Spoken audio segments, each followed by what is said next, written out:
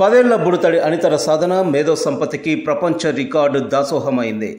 Nobel book of world రికార్డులో తన పేరును లిఖించుకునేలా చేశాయి. వివరాల్లోకి వెళితే నల్లగొండ జిల్లా మిర్యాలగూడ పట్టణానికి చెందిన 5వ తరగతి విద్యార్థి గుండా కార్తికేయ చదరంగంలో సరికొత్త ప్రపంచ రికార్డును సాధించి నోబెల్ బుక్ ఆఫ్ వరల్డ్ రికార్డులో స్థానం సంపాదించాడు.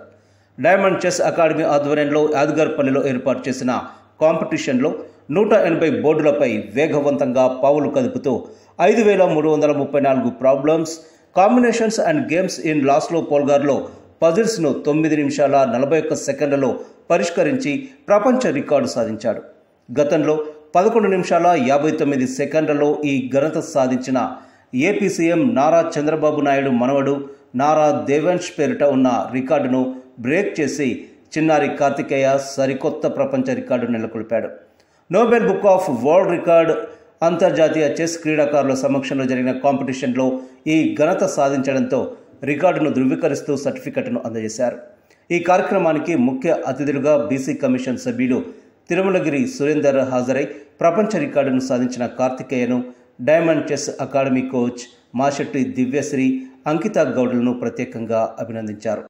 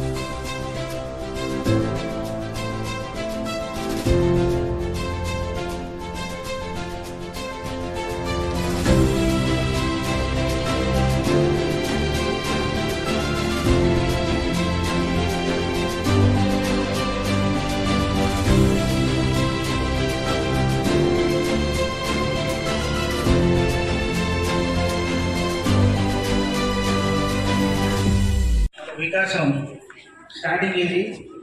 తల్లిదండ్రులు మంచి నిర్ణయం తీసుకొని వాళ్ళ పిల్లల్ని మంచి బాటలో వేస్తూ చెస్ ద్వారా వాళ్ళ మేధో సంపత్తిని పెంచుకోవడానికి ఎంతో చక్కగా ఉపయోగపడుతుంది చెస్ అనేది. ఇట్లాంటివి చాలా గేమ్స్ ఉన్నాయి పిల్లలకి. ఫస్ట్ తరగతి నుంచే పిల్లల పట్ల అభిలాష పెంచే విధంగా తల్లిదండ్రులు ప్రోత్సహిస్తే వాళ్ళ పిల్లల భవిష్యత్తు ముందు తరాలకు వాళ్ళేగా తయారవుతారు. సమాజంలో తల్లిదండ్రులకు మంచి పేరు రావడానికి పిల్లలు ఆది నుంచే ఇలాంటి క్రీడల పట్ల ఆసక్తి కల్పించే విధంగా తయారు చేయడం కూడా వారికి దేవుడిచ్చిన వరమే. తల్లిదండ్రులు కూడా తల్లిదండ్రులు కూడా దేవుడిచ్చిన వరంలో పిల్లలకు కూడా అదే తరహాలో ఇస్తే వాళ్ళు మరో ముందు తరానికి వీళ్ళు కూడా ఆదర్శవంతులు అవుతారు. దృష్టికి పోవాలని చెప్పి ముఖ్యమంత్రి గారు కూడా ఈ సందర్భంగా తెలియజేసుకుంటూ, ముఖ్యమంత్రి కూడా ఈ విద్యార్థుల కోసము ఇంకా ఏంటంటే ఈ దీంట్లో ఎక్కువ వ్యాపారం చేశాడు. ఎక్కడో గ్రామీణ ప్రాంతంగా ఉన్నవాళ్ళు, ఎక్కడో దూరంగా ఉన్నవాళ్ళు తక్కువ మంది ఈ గేమ్లో పార్టిసిపేట్ అయ్యే అవకాశం ఉంది. కాబట్టి వాళ్ళకి కూడా ఎక్కువ భాగం చేయూతలు ఇచ్చేసేస్తే ఇంకా ముందుకు వచ్చి మన రాష్ట్రంలో మంచి పేరు వచ్చే అవకాశం ఉంటుంది. వీళ్ళు ఒక్కొక్కరు దివ్య అయినా అంకిత అయినా ఒకసారి స్టేట్ లెవెల్ అంటే నేషనల్ లెవెల్లో ఇంటర్నేషనల్ లెవెల్లో ఎన్నో సార్లు పోయినారు. ఒకసారి అంటే వీళ్ళు టూర్ పోవడానికి మినిమం 5 to 10 lakhs ఖర్చు అవుతుంది. అట్లా వీళ్ళు లక్షల రూపాయలు ఖర్చు పెట్టుకోరు. అంటే ఫాదర్స్ వాళ్ళ పేరెంట్స్ పెడుతున్నారు. నిజానికి తమిళనాడు, గుజరాత్ లో ప్రభుత్వాలు వాళ్ళకు స్పాన్సర్ చేస్తున్నారు. ఇక్కడ కూడా ప్రభుత్వం సహకరిస్తే బాగుంటుందని ముఖ్యమంత్రి గారికి, మంత్రులకు, ఎమ్మెల్యే కూడా వీరి పెద్దల ద్వారా రిక్వెస్ట్ చేసి ప్రతి క్రీడకు దాంట్లో చెస్ కూడా ముఖ్య ప్రోత్సహించే రకంగా తోడ్పడాలని ఈ సందర్భంగా కోరుకుంటూ, మేము నార్మల్గా ఫారిన్ కంట్రీస్కి వెళ్ళి అక్కడ రికార్డ్స్ ఆల్రెడీ తీసుకొని రావడం జరిగింది. సో అక్కడికి వెళ్ళినప్పుడు నాకు అనిపించింది ఏంటంటే, పుట్టిన గడ్డ మీద మనం ఏంటో ప్రూవ్ చేసుకోకుండా ఎక్కడికి వెళ్ళినా సరే ఆ కష్టం ఎంత ఉన్నా సరే అది వృధా అనిపించి ఇక్కడికి వచ్చి మిర్యాలగూడలో డైమండ్ చెస్ అకాడమీ మన బ్రాండ్ ఏదైతే ఉందో ఆ బ్రాండ్ని ఎక్స్పాండ్ చేసి డైమండ్ చెస్ అకాడమీ స్టార్ట్ చేయడం జరిగింది. సో దాంట్లో భాగంగానే నేను నా ఫ్రెండ్ హెల్ప్ తీసుకున్నాను. Will you be collaborate with us అని చెప్పి. So she said yes and then we started here. మేము ఇక్కడ అకాడమీ స్టార్ట్ చేసే రోజు వచ్చిన ఫస్ట్ స్టూడెంట్ కార్తికేయ.